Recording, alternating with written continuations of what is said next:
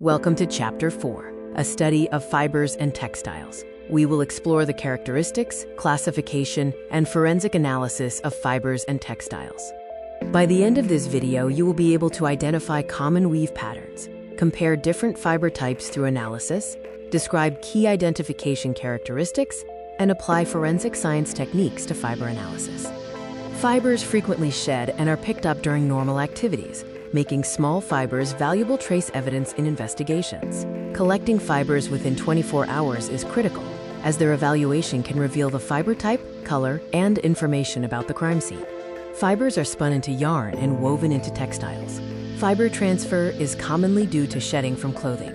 Natural fibers are examined with an ordinary microscope, while infrared spectroscopy is used to reveal the chemical structure of synthetic fibers.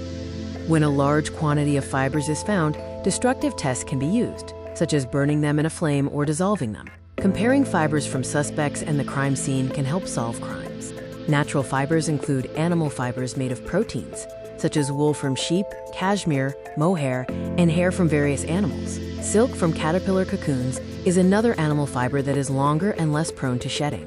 Plant fibers are made of the polymer cellulose. They can absorb water, are insoluble in water, and are resistant to harsh chemicals, dissolving only in strong acids. They can become brittle over time. Cotton is the most common plant fiber.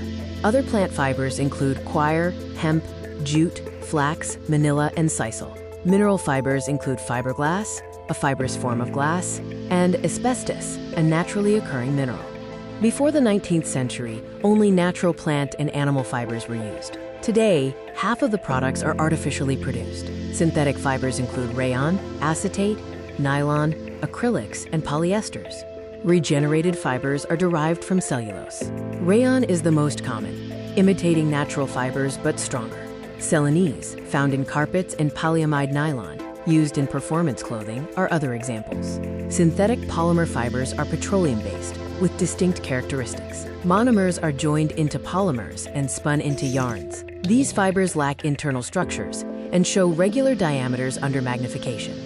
Examples of synthetic polymer fibers include polyester, used in polar fleece and for strength in natural blends. Nylon is similar but easily broken down by light and acid. Acrylic is inexpensive, and olefins are high performance and resistant to wear. This table highlights the visual diagnostics of common textile fibers under magnification. Natural fibers like cotton, flax, silk, and wool have distinct shapes and internal structures. Synthetic fibers typically have uniform diameters and cross-sectional shapes.